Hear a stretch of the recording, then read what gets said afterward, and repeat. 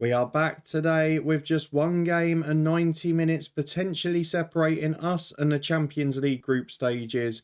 With it, we could solve all of our financial problems forever. And thanks to an old legend at this football club, we are just about in the ascendancy.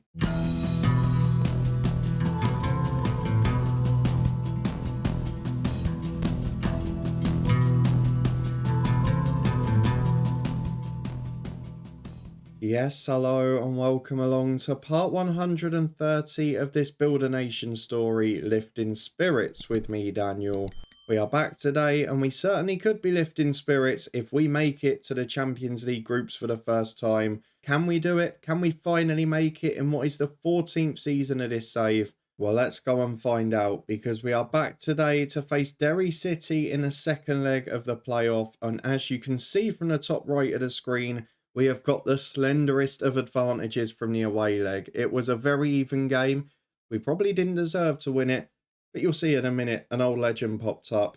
We're going to have a look at what's been happening elsewhere as well to start with. So if you're looking forward to that, please do put a thumbs up on it. There's a little bit of jeopardy for one of the other Northern Irish clubs in qualifying, and we need all three to make the groups if this is to be a successful season. We've also got deadline day. We also face Glentoran, who are currently top, and the only side who outside of Linfield stopped us getting points in the league last year. So it's going to be a big one. Let's start by having a look at the schedule, because we play 2 games off camera, and have a look at the Derry City game. Morgan Griffiths with an 88th minute penalty. He only took it because, and I've not seen this in FM before, Johnny Merivale Austin was off receiving treatment. Thankfully he's alright because he is injury prone.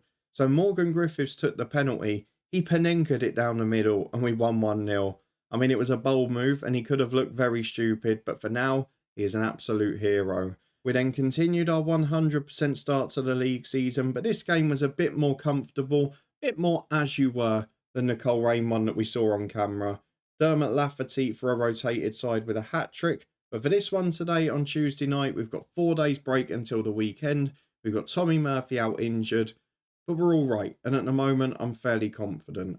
So let's go and get into that via the transfer centre and Larne and Linfield European ties, because in terms of transfers, it could be Cliff O'Connell on his way out.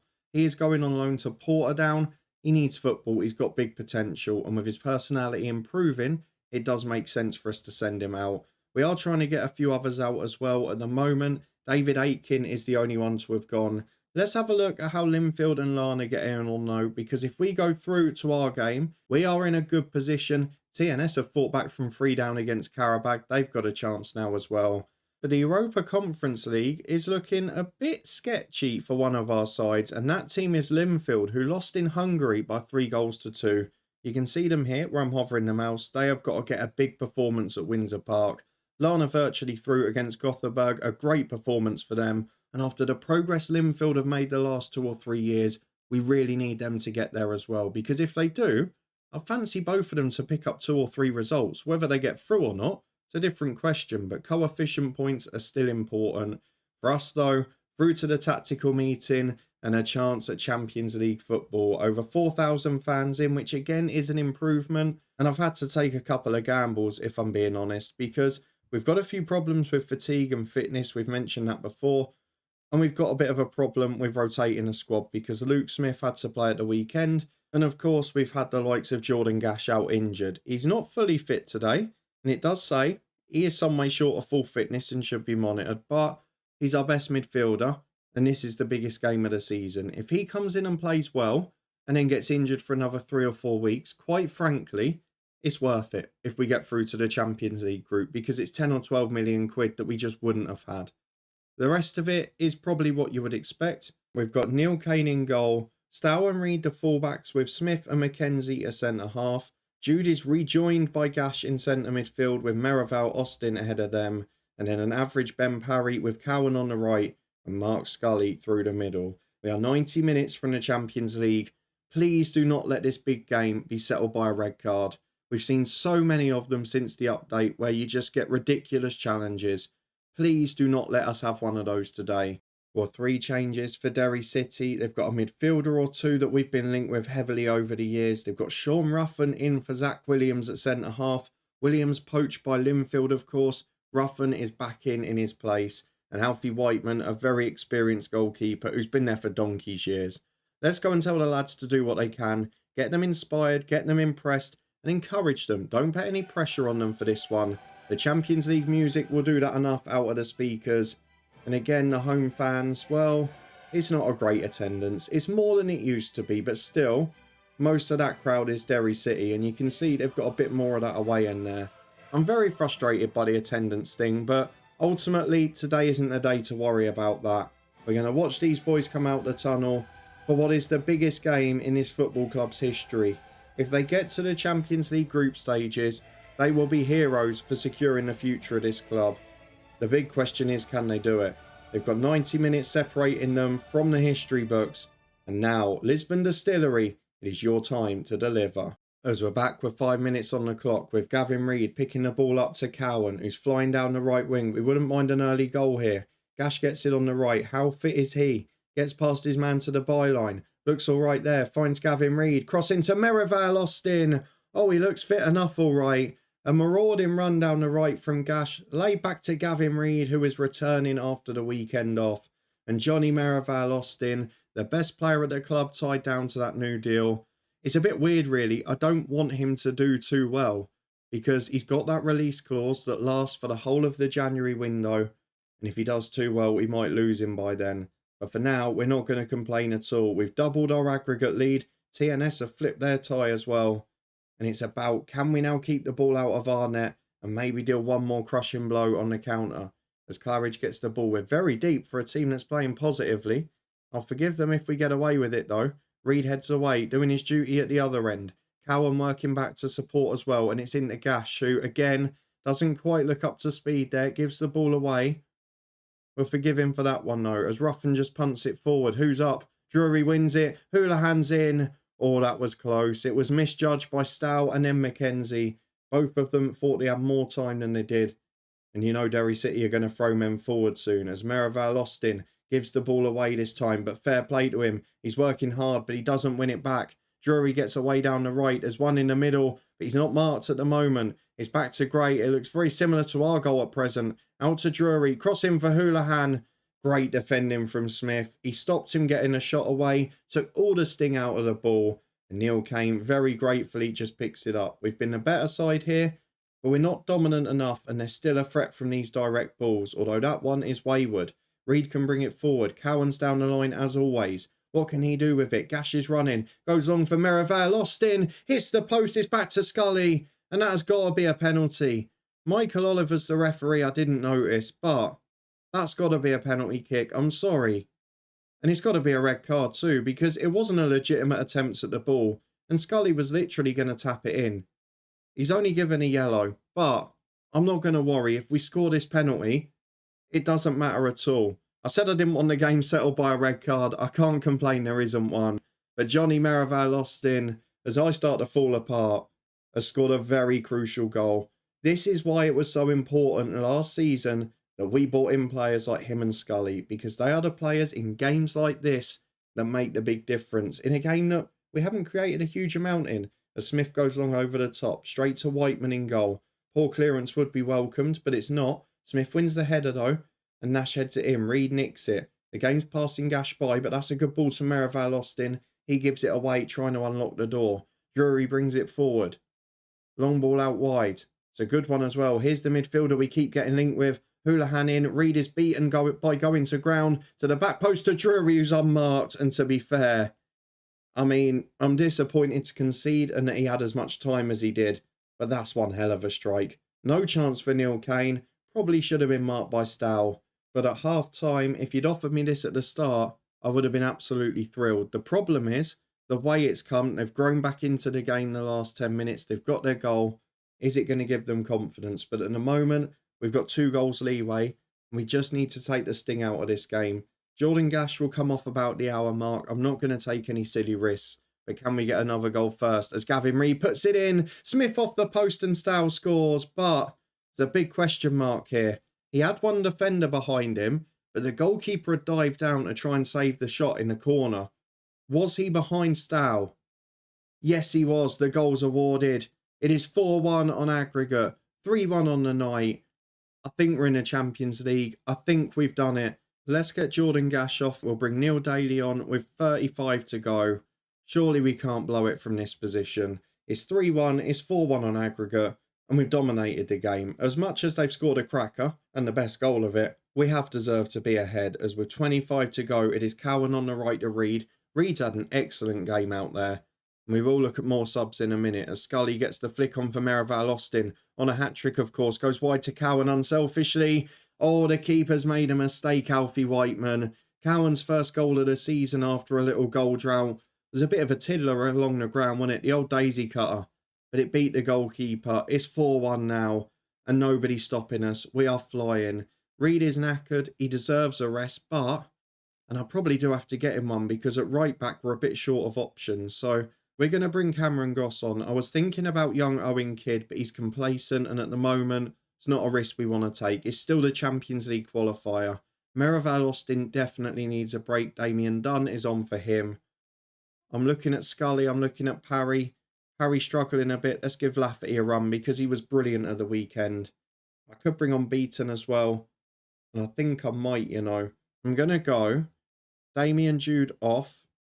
We'll put Dunn in centre midfield, and we'll bring on Kashif Beaton, the experienced man. Morgan Griffiths probably deserves it, because his goal in the first leg has completely changed this tie.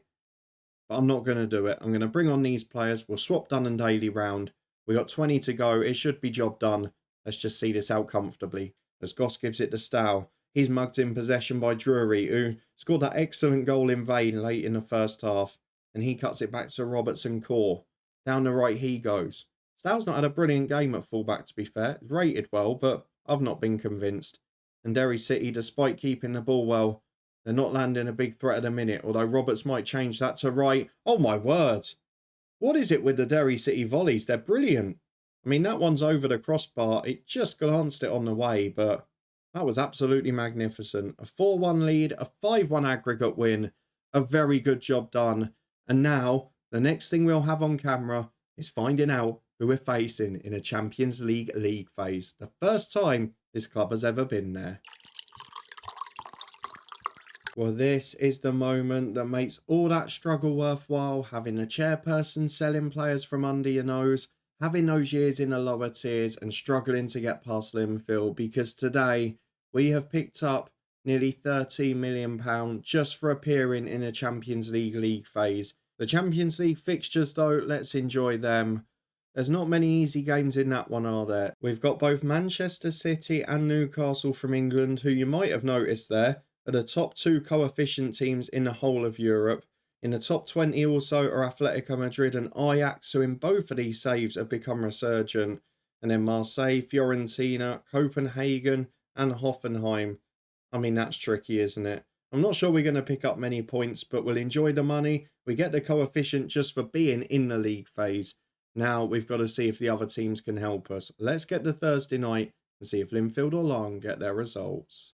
Well, we're back for transfer deadline day, and there may well be one in this window, because we have got a loan player who I think is the perfect deputy to Scully, but we'll see if that gets over the line. The good news though, as you can tell from this screen, is I already know that Linfield have overturned their deficit, because the game's been rearranged again, and it is due to Linfield playing a European side in December. That means that Linfield had overturned it with a 2-0 home win, and our Northern Ireland star Mackie is the man who got the winner. Let's just check that Larne didn't succumb to a miracle as well. No, they lost 2-1 on the night, but they are through on aggregate. So Larne and Linfield have both got Thursday night football. And if they can pick up results while we pick up the money, then things are going to be looking very healthy. The youth facility upgrade is done as well. We've got 16 hours of the window to go. Mostly I've got players on trial who I think will be versatile or good personalities to have in a squad. Those things won't get done today. There is one striker I'd like to bring in, so we'll get to the rest of deadline day and see if he agrees to join. Well, it's early afternoon on deadline day, and the big news has been flying in all morning. First things first, Morgan Farrington, a player who we signed, on a free 18 months ago, looked all right, has decided to leave for Queen of the South for £2,500 a week at the end of his contract. We did offer him one, but it wasn't going to be for that price, and let's be fair, he isn't first team level for us. We were only signing him to make a profit, and at that wage, we probably wouldn't have. Gavin Reid is now homegrown at the club. Big tick for Champions League now, and a big tick for the domestic calendar as well. Will give us an extra space in the squad essentially long term. We've drawn our Broth at home in the SPFL Trust Trophy, and we've got probably our final 2 bits of action at this window. Young Cliff O'Connell, very big potential, but needs football at the moment. He is off to play for Portadown in the top tier for the rest of this season, and then we're also going to bring in a loan player. And it is, in my opinion, a little bit expensive, but the perfect deputy for Scully and someone who is really going to rotate in that position. Because Michaelis Misaildis, probably pronounced that wrong, is a 24-year-old striker from Brentford. He is 6'5". He's very similar in nature, just not quite as good. Bit of a flair player, can play off either wing, which is important as well. But he's got a bit of pace. He plays like an advanced forward, with the bonus of being a tall striker who can head the ball. I mean, it's exactly what we got in Scully. It's worked really well. Now, we've had to take a bit of a hit because he's injured for 3 or 4 weeks when he joins. But considering we've just made 13 million quid, we're probably going to spend 5 of it on facilities. To then spend, what, $250,000 of it on this player in terms of wages and transfer fee altogether. I don't think we can turn that down. So let's get him in, see how he gets on. Hopefully, it will be a very good season. But if not, it's a very small risk compared to our Champions League fee. Let's get to the end of the day, make sure nothing else happens. If that's the case, we'll be back in a moment for a big home game against Glentoran. Well, a few changes for this game, enforced and otherwise to be fair. Neil Kane continues in goal. We have, though, taken out Luke Smith at centre-half and brought in Cameron Goss. Smith was the only player over the last week who played all the games from the start, so we need to give him a little breather. Jordan Gash, as we hinted, has dropped to the bench. We've brought Neil Daly in for him. But the rest of it is very much the same. We've got big game changers on the bench if we need them, young players and stalwarts of this club. And of course, the new signing is still out injured, so we won't be seeing any of him today. Let's go and get through to face Glentoran. It could be a very frustrating way to finish the episode unless we get an early lead. If we have a look at their team for today, the 2 lone players drop out of the squad, Dykes and McElhatton ineligible. They've still got Colin McCann, our other former player though. Andrew Bell up front is still very good at this level. Mick Cooney we tried to sign years ago, as with McAllister the same. And of course that legendary Hemel save last year up in the eye above. Matthew Carson was a star left back in that. But let's go and get through the kick-off time. Lisburn Distillery v Glentoran. I don't really know what it is in this save. They're not that good on paper, but they just find a way of frustrating us. And the way they play, normally 4-4-2, does seem to cause us trouble. We're on a run of excellent victories though. And the last couple of games, we've just started to suggest that we're finding our best attacking form. I'd like to keep that up in this one. Nearly 3,000 through the gate. Let's try and give them entertainment. Well, 24 minutes on the clock. It's been a very quiet start to this game as Merivale Austin gets it on the right. Has support from Daly, and across the box there's no one there, but the clearance is poor. Merivale Austin back across the box, and it doesn't find anyone. Scully is working back. That's exceptional from the big man. Great work. Finds Parry down the left with a good pass as well. Now he needs to get back in there, but Merivale Austin is, and he hits the bar. The hero in midweek is almost the hero again. But we look so threatening, and Mark Scully's work rate there just shows you where we are as a team. As Reid gives the ball to Daly in midfield and Merivale Austin. What can you produce, sir? Finds Reid in the defensive third. Back out to Cowan. He now charges at the defence, but it's a good sliding challenge. It's cleared away to the other side, but Parry nicks it. We're pressing so quickly. Parry gets into the edge of the box. Oh, he's not had a great start to the season. But just like Cowan in midweek, he is now off the mark. And it is a stunner. A curler into the top corner. He'd carried the ball across. He'd got a little unlucky the first time. But that curling effort is sublime. And he worked so hard to win it back originally. The move that started and finished with him. And now with the lead, you'd fancy us to win it. And if we get past that point, it again becomes only Linfield and maybe Lahm with their new signings who can stop us. But with all 3 of us having football, us playing on Tuesday and Wednesday should mean we have less disruption to our weekend fixtures.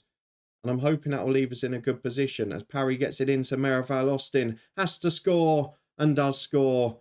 The keeper came out, sort of gambled on us playing it short to Scully, which to be fair Austin does a lot. But it's 2 shots on target, 2 goals in 2 minutes, and with it, it should be game over as Stow gets it at left back to Parry. One more and we can start thinking about who we want to rest, but we've given the ball away. Jude wins it back quickly though, and Daly gets it wide to Cowan. Scully's looking for the run, finds Merivale Austin. He's in one-on-one. This is sublime. None of the frustrations of last year, none of the narrow results. This is a proper performance. We're ruthless, we're clinical, and we keep adding quality. And those younger players in the squad, they keep improving. And at half time, we'll start bringing on the youngsters because Scully's got it again. Cowan down the right, good turn, beats his man, crosses deflected, Carson clears. Sad to see him getting beaten heavily because he was great for us in that Hemel side. But he wins the ball back there, only temporarily. Jude over to Cowan, and now Carson's out of position. Mark Scully's in the middle. And that is a goal he very much needed. He's not popped up with many this year. Hopefully he can get a few tonight. What a performance so far. It's game over with 40 minutes gone. Who can we bring on at half time? Let's go and make some changes. We'll be back to confirm them in a minute. Well, we're back into the second half. 8 minutes gone and we have made 3 changes at half time just to try and rest people, prevent injuries and give young opportunities to people. As McCann gets the ball in, Goss intercepts. We might concede here.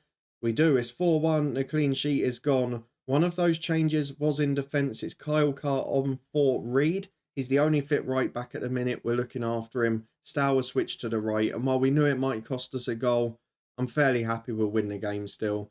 Beaton and Dunn are in the attacking midfield roles. We had Cowan on a booking and Merivale Austin's injury prone. So no risk taken with either of those. The same will apply now to Damien Jude, who'll be replaced by Griffiths. We're going to drop Dunn in centre midfield. Griffiths number 10 and Beaton will play off the right hand side. He'll be an inverted winger on attack. And then the final change, well, I don't need to bring any of the subs on. Lafferty is the one I'd like to give a run out. The other two, Smith and Gash, we could happily rest. It's just about whether we can cling on for now and keep it comfortable there. As Beaton, he clearly tripped his man. I've no idea how that's not a foul, but we get away with it. Beaton puts it in for Scully. And if he'd scored that, I would have taken him off. But for now, it stays 4-1.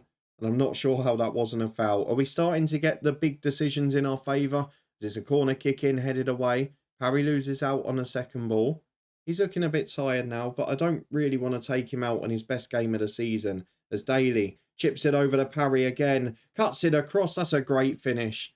Ben Parry stays on. Scully will come off for Lafferty. Again, just while we've got those injuries up front, we'll give him a little rest as well. He's got his goal mark, Scully, and we've got a big game against Larne in midweek. I do not want to take any risks. As we're back with 7 minutes remaining and we're very comfortable at the minute as Stow nicks it at right back for Beaton. O'Connor does well to defender and finds Forbes. It's an aimless clearance though and Stow will bring it down. Mackenzie gets it at centre half. Off to the senior international team for the first time. Hopefully he does well with Scotland. Plays a 1-2 with Daly and out to Goss. It's so comfortable. It's been a brilliant episode. One of our best for a long time. No frustration in qualifying. And a very good win in the league against the side who held us at home last year. As Beaton gets it on the right to Griffiths. Good turn from him. Morgan Griffiths keeps it and he gets the penalty. Ben Parry's on a hat-trick, so I won't be able to stop him taking it.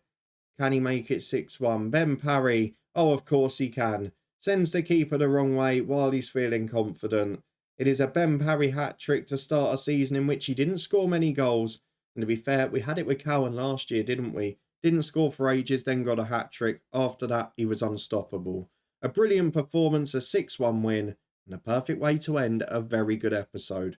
Well, it's a little bit frustrating here because we start with 2 successive away games in the Champions League, but we're going to come back for this one. One of the top 2 seeds in Europe is Man City and Newcastle in our group. I've got to show you. Distillery v Manchester City, our first home game in the Champions League.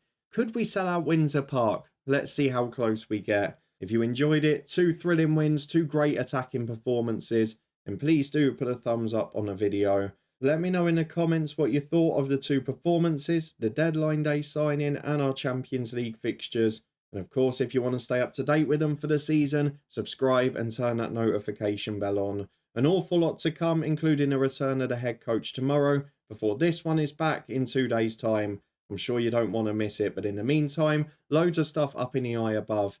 And I'll see you back here for Manchester City at home, our first ever Champions League group game in Northern Ireland.